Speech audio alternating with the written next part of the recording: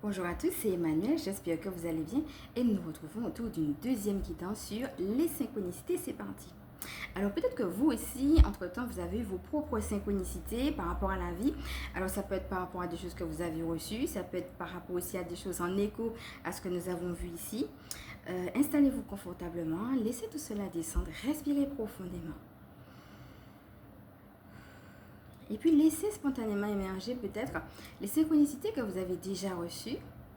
Regardez lesquelles. Et regardez aussi comment elles sont venues vous rejoindre. Qu'est-ce que vous avez compris, capté de ces différentes synchronicités? Remarquez à travers ces différentes synchronicités s'il y a un lien qui est revenu. Et à partir de ce lien, regardez s'il y a un message général qui s'est dégagé de ces synchronicités. Et spontanément, sans chercher à comprendre ou à analyser, laissez remonter ce message. Et si rien ne vient, alors restez simplement dans un silence plein.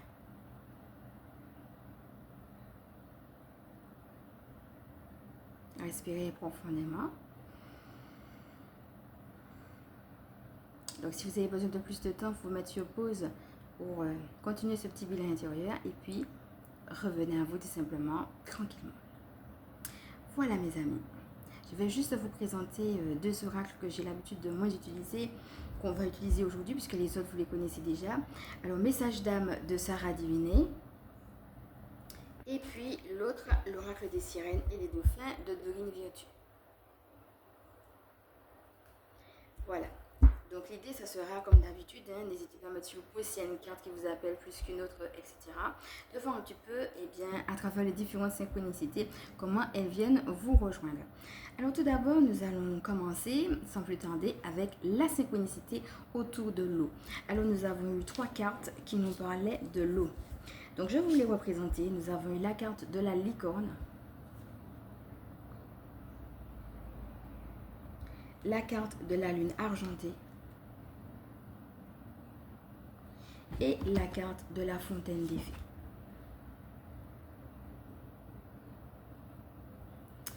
Alors, nous avons ici, en effet, l'eau qui va nous inviter au nettoyage avec la licorne, l'eau qui va nous inviter à apaiser nos pensées avec la lune argentée, et l'eau qui va nous rappeler que nous sommes faits pour l'abondance. Cet aspect fluide, cet aspect je me sens bien, avec la fontaine des fées. Alors, nous avons également une synchronicité entre la licorne et la corne de l'abondance, dont on avait déjà parlé justement lors de la dernière vidéo, en sachant que cette corne de l'abondance, qui peut être à la fois représentée comme une corne justement de chèvre, c'est une synchronicité parce que la licorne, dans certaines traditions, c'est une chèvre avec une corne. Dans d'autres, c'est un cheval avec une corne.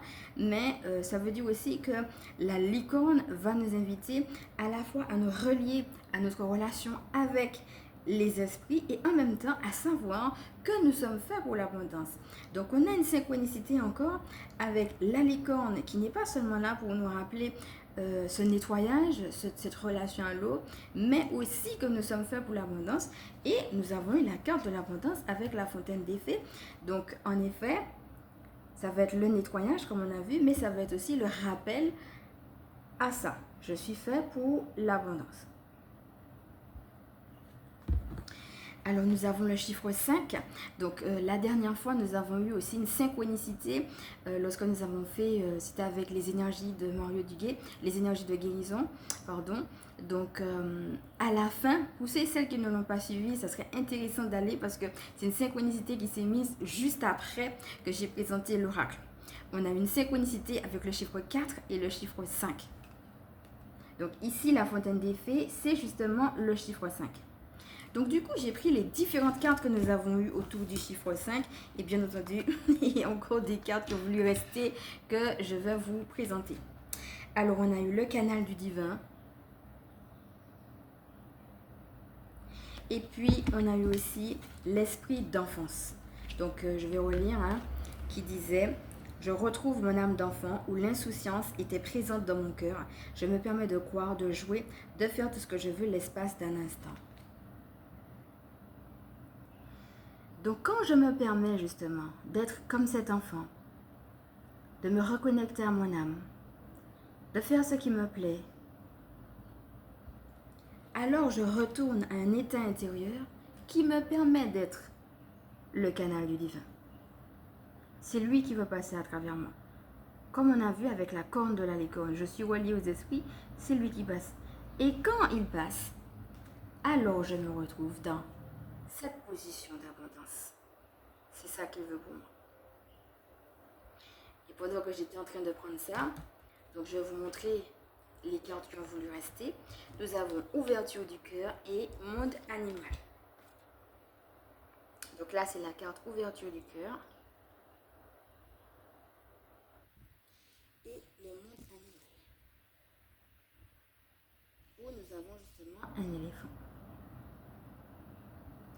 Et dans l'autre oracle, alors une carte qu'on avait déjà eue, hein, l'oracle, des deux cartes d'ailleurs, hein, il y a la purification et l'ancrage. Donc la purification, j'ai besoin de nourriture spirituelle pour élever encore plus ma vibration. Et l'autre, l'ancrage, je m'ancre davantage afin d'avoir les pieds sur terre pour réussir mon incarnation.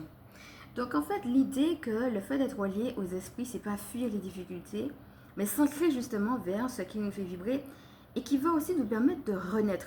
Surtout si nous traversons des périodes de séparation ou de deuil, comme nous avons pu par exemple avoir vu dans d'autres guidances. L'idée aussi que parfois la purification qu'on retrouve justement avec la licorne, hein, qui est un animal de purification, c'est pas forcément en une fois. Là par exemple on parle de nourriture spirituelle, ça peut être le jeûne, ça peut être aussi une nourriture par exemple des livres que vous lisez, comme par exemple là vous écoutez une vidéo, des posts que vous allez lire, etc.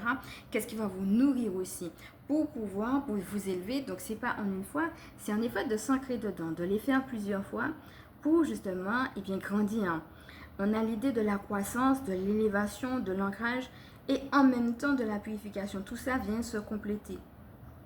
Et tout ça justement se fait à partir du cœur et non à partir de l'extérieur. Et le monde animal va nous rappeler quelque chose de très très instinctif chez nous. Avec l'éléphant, on a l'idée aussi de l'amour. Donc ça ne m'étonne pas que ce soit venu à la couverture du cœur parce que c'est un animal qui est imposant. Et c'est un animal aussi qui a... Vous savez, dans certains endroits, on fait des thérapies avec les éléphants. Parce qu'ils ont justement certaines capacités particulières. Hein, n'hésitez pas à faire des recherches dessus. Moi, je ne suis pas spécialiste de l'éléphant, ni vétérinaire, ni rien. Mais c'est prouvé par exemple que certaines personnes comme par exemple des enfants autistes ou bien des personnes qui sont dépressives, etc., eh bien vont pouvoir se retrouver dans justement des thérapies qu'on fait avec certains animaux. On les fait par exemple avec les dauphins, on les fait aussi dans certains endroits avec les éléphants, parce qu'il y a une force, bien sûr, une puissance, une robustesse physique, mais une force d'amour incroyable.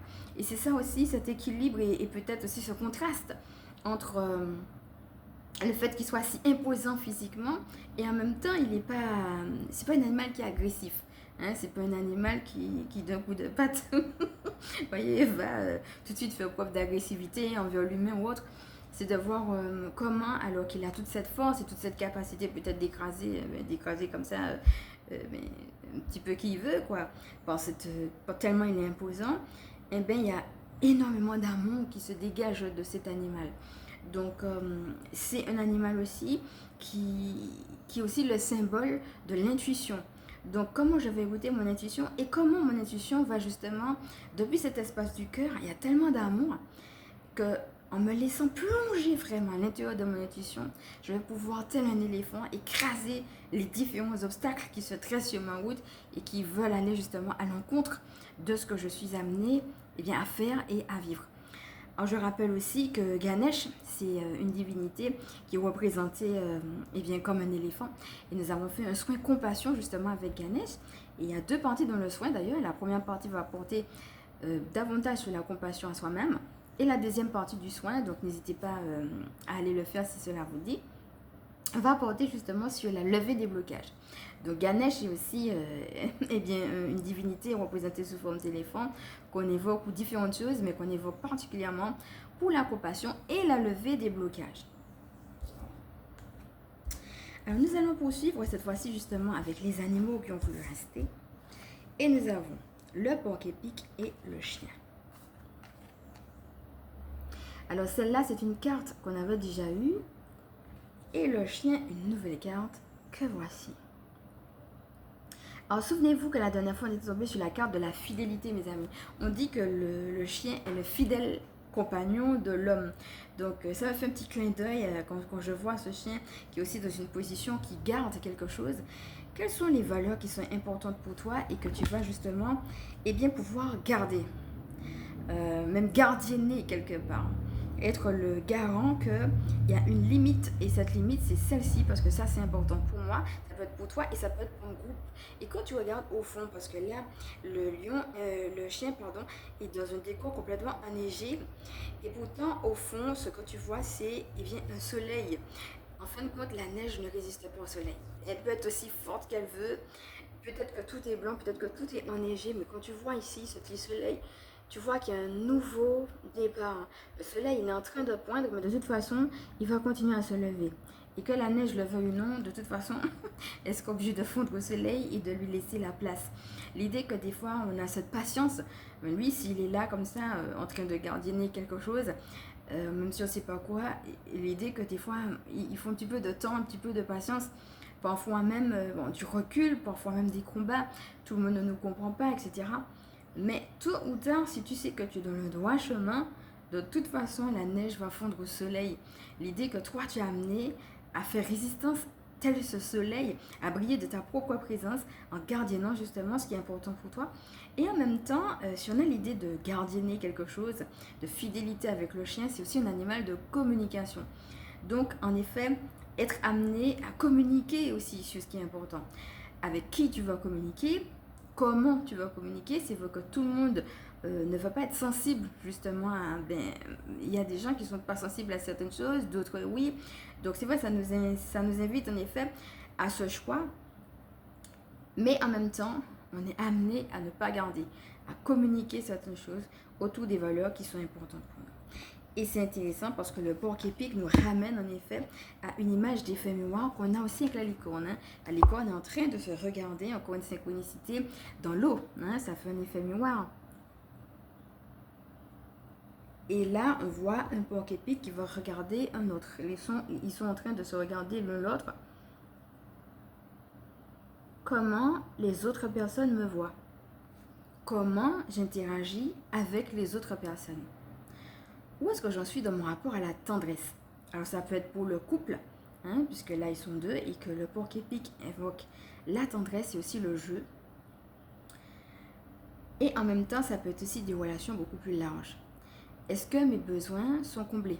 Par exemple, si j'ai envie de rien, et puis on veut que je sois dans un endroit très cadré, très sérieux, et en fait, mon côté peut-être farceur, moi j'ai besoin aussi de ce côté-là, et pourtant, il n'est pas considéré en fait. Donc j'ai besoin aussi d'un cadre qui va me permettre d'explorer cette facette de moi.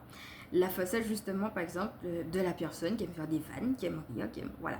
Et ainsi de suite sur chacune des facettes. Là j'ai juste donné un exemple. Mais l'idée c'est de trouver un équilibre pour que tu sois rempli dans justement ce dont tu as besoin tout simplement pour t'épanouir. Un petit peu comme l'enfant qu'on a vu là. Elle peut courir derrière ses projets, oui, mais c'est parce qu'elle est épanouie. Donc que ce soit en couple, alors une dimension qu'on a aussi avec la fontaine des fées, alors ça peut être en effet pour le couple, ou bien ça peut être aussi, ils sont deux ici, ou bien ça peut être aussi pour quelque chose de plus général, mais dans ma relation avec les autres, comment en effet je peux être en équilibre pour donner de ma personne et pour être nourri également, et comment justement ce rapport à la tendresse, parfois à la sensualité, je vais pouvoir être en osmose, être en harmonie, trouver une paix, une forme de jeu, d'amusement, d'harmonie finalement dans cette tendresse-là. Il n'y a pas la notion de cette part de moi, je la mets de côté, c'est pas bon, l'idée de sacrifice et puis de ne pas montrer ceci ou de ne pas faire comme cela, alors qu'au fond de nous, on en a besoin. Vous voyez, on a vraiment quelque chose de cet ordre-là avec ces animaux qui vont nous amener à revisiter cette notion de tendresse. Alors, une carte qui a voulu, pendant que j'étais en train de prendre bien celle-ci, sortir également la poussière de fée. Alors la poussière de fée, comme vous le voyez, il y a énormément de poussière. Et quand vous voyez les plantes, alors on peut les voir de plusieurs manières, hein. Moi, ça peut me faire, du fait qu'il y en ait quatre, moi ça peut me faire penser à une table en fait. Et il y a quelque chose qui s'est passé. Et la table a été chamboulée. Elle a été renversée, mise à l'envers. Et elle se retrouve justement les quatre pieds en l'air. Comme l'expression qui dit, je me suis retrouvée les quatre pieds en l'air, ou alors je suis sur le cul, si vous connaissez l'expression. L'idée qu'il y a quelque chose de l'autre, de oula, je m'y attendais pas, qu'est-ce qui s'est passé là? Un petit peu comme une tempête qui passe, hein. On a l'idée d'un vortex, quelque chose qui te met en chamboulement, en ébullement, en ébullition, un petit peu sens dessus-dessous, hein. Et en même temps, on peut voir aussi que ce ne sont pas des pieds, mais peut-être des plantes qui se trouvent peut-être sous l'océan. Et pourtant, il y a du vert et non du bleu, donc la couleur de la guérison. Et c'est intéressant, on peut imaginer aussi que ça peut être avec le symbole de la croissance, hein. C'est ça la plante, comment je vais renaître, comment je vais croître malgré et même dans cette épreuve qui me tombe dessus. Et donc, ça peut être à la fois l'arrivée de quelque chose qui vous tombe dessus et puis qui vous met en chamboulement. Et en même temps, ça peut être aussi, et bien un petit peu comme là, où on a énormément de poussières de fées qui sont de belles énergies du divin, qui est là et puis qui dit bah, je t'aime, je t'accompagne, je prends soin de toi. Et bien ça peut être énergie positive, c'est-à-dire des énergies de poussière de fées qui, au contraire, dans l'épreuve, vont nous rappeler qu'on est fait pour cette abondance et vont nous dire qu'on reçoit des énergies qui, malgré tout, sont positives et qui vont nous aider à aller vers cette abondance-là. Donc, du coup, comme on est dans les synchronicités, j'ai pris une carte qui ressemble et qui s'intitule Transformation bénéfique. Un grand changement dans votre vie sera très bénéfique. La voici. Donc, on retrouve l'idée d'être chamboulé, hein. Donc on voit une personne, elle sourit pour autant, mais elle pose un petit peu sa main comme ça sur son front, comme quoi, ouh là là, qu'est-ce qu'il est encore, qu'est-ce qui est encore en train de me tomber sur la tête, hein, qu'est-ce qui est encore en train de m'arriver, qu'est-ce qui se passe? Et pourtant, au loin, on voit ce soleil et cette femme, elle garde le sourire. Que ce soit un sourire intérieur, que ce soit un sourire extérieur. L'idée de garder le sourire et de rester positif malgré tout. Et là, on nous dit hein, que oui, c'est un changement, et même on nous parle de grands changements. J'avais dit chamboulement tout à l'heure. Ici, on nous parle de quelque chose de bénéfique.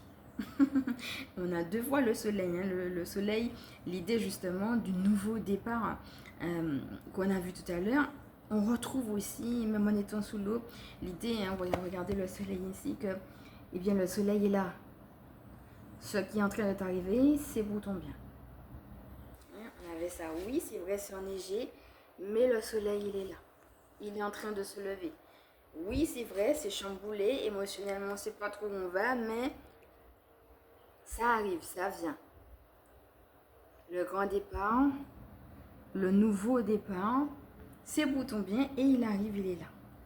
Et l'autre qui a voulu venir est synchronicité. Des événements synchroniques vous apporteront des réponses.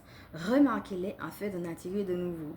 Donc ça ramène un petit peu à l'exercice qu'on a fait au début de ce petit tirage.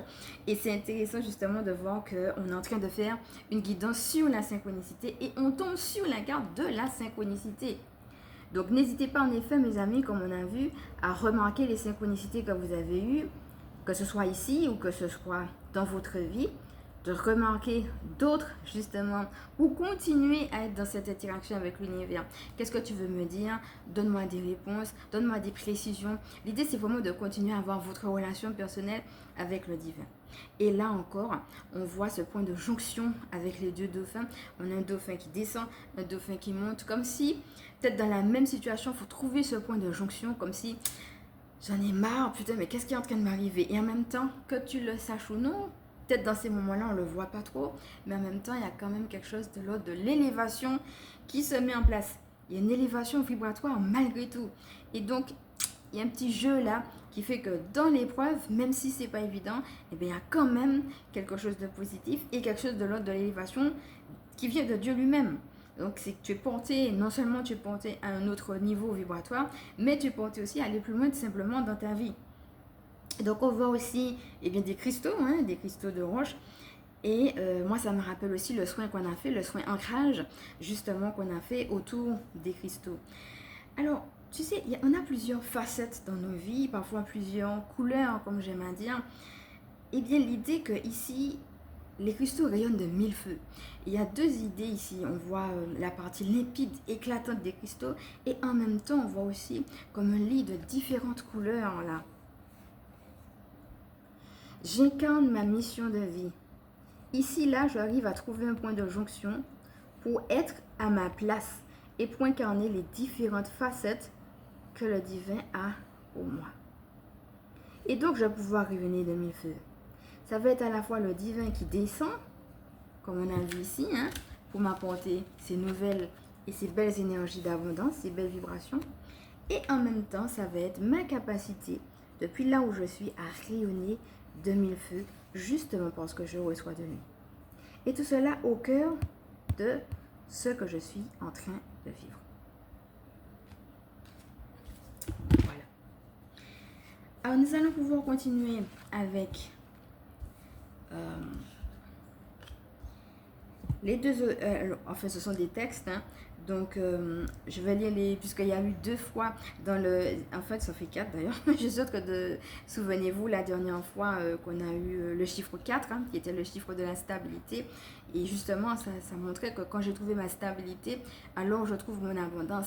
Ici on a beaucoup parlé des pensées, donc n'hésitez pas, si jamais vous sentez chamboulé dans les pensées, que vous avez du mal à retrouver la paix, à appeler justement l'ange Muriel, à faire justement le soin ancrage pour vous ancrer, pour retrouver l'harmonie. Et puis, vous pouvez aussi appeler Ariel. Ariel, justement, est l'ange qui va nous reconnecter à la nature, mais aussi à notre propre nature. Et si vous avez des animaux, comme par exemple des animaux de compagnie, ils peuvent aussi apporter de la positivité dans votre vie. Alors, si vous voulez acheter un animal de compagnie ou que vous avez un animal de compagnie, mais aussi si peut-être pour certaines personnes, ça va être une confirmation qu'un animal qui est décédé veut leur dire « Je sais ce que tu traverses et en ce moment, je veux te dire que même si tu ne me vois pas, de là où je suis là avec toi. » Je dis bien pour certaines personnes, ça peut leur parler comme ça aussi. N'hésitez pas en tout cas à appeler l'ange Ariel. Et puis, pour apaiser les pensées, la nature de manière générale, que ce soit se promener dans la nature, que ce soit utiliser, par exemple, on a parlé des animaux de compagnie, ça peut se promener dans la nature aussi, ça peut être aussi utiliser les plantes ou toute autre chose qui vous appelle, et bien vous pouvez le faire également avec Ariel. L'idée qui va nous aider à apaiser nos pensées. Donc, pour tout ce qui est apaisement des pensées, il y a Muriel, Ariel pour tout ce qui est plutôt connexion avec la nature, mais la connexion avec la nature nous aide, et puis l'ancrage de manière générale. Et on a encore une synchronicité parce que dans le soin ancrage, justement, on a utilisé les cristaux et on vient de voir les cristaux ici. Alors c'est parti maintenant pour la lecture. La première carte nous dit « Quand tu stresses, tu peux avoir plus de pensées, de doutes ou de questions.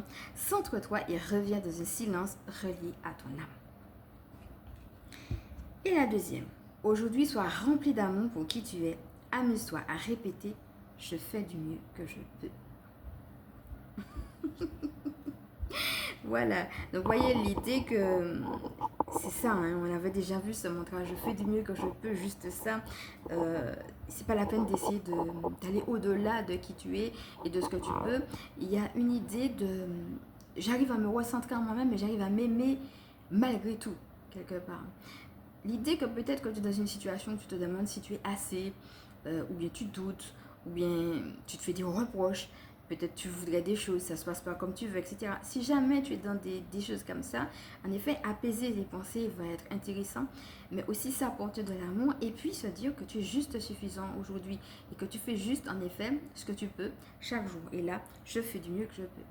Les deux autres cartes s'intitulent « Passe à l'action et mets-toi au service ». Donc voilà, on a un parfait équilibre, une parfaite harmonie entre cette relation à l'intérieur de moi et puis comment à l'extérieur, on a parlé justement avec les cristaux de roche du fait de briller, et ça va dans le sens de tout ce qu'on a eu aussi dans les autres canalisations, je vais laisser ça briller, d'accord? Et donc ça va rejaillir sur l'extérieur. Alors, passe à l'action. La mission des artisans de lumière dans le monde est de passer à l'action pour que tous les projets de cœur et les intentions lumineuses se matérialisent. ose faire un petit pas, pose la première pierre et avance, le cœur bien décidé à rayonner. Donc on revient à cette idée de rayonnement. Voilà. Donc n'hésite pas à retourner aussi sur tout ce qu'on avait fait autour du thème du projet. Alors la deuxième maintenant, mets-toi au service. L'artisan de lumière que tu es a besoin de se reconnecter à une cause plus grande et de donner un sens à son chemin. Ce message t'invite à mettre ton énergie au service de quelque chose qui t'anime et qui bénéficie au monde. Donc on parle à nouveau de où je mets mon énergie et on parle aussi de il faut quelque chose qui ait du sens, quelque chose qui m'anime. Voilà, quelque chose qui me fait vibrer quoi. Et quand ça me fait vibrer, eh bien forcément, ça bénéficie au reste du monde. Voilà mon ami, j'espère que cette guidance t'a plu, qu'elle t'a parlé. Alors, avant de nous quitter, j'aimerais faire deux petites annonces. Alors, la première, c'est que je vais partir en vacances. Je vais prendre un petit temps de vacances. Donc, il y aura moins de vidéos par rapport à ça. Voilà. Donc ça c'est la première annonce. Et puis la deuxième, c'est que je voudrais souhaiter la bienvenue aux nouveaux abonnés et vous remercier chaleureusement pour tous les petits mots de bienveillance et d'amour que vous me donnez, que je reçois, qui me font vraiment chaud au cœur. Donc je profite pour vous dire, je sais qu'il y a des gens qui m'écrivent des choses qui sont difficiles, qui passent par des moments difficiles. C'est quelque chose que je reçois, que j'entends, que je perçois. Donc, je suis très contente, bien entendu, de pouvoir prier pour vous, de me retrouver dans cette communauté.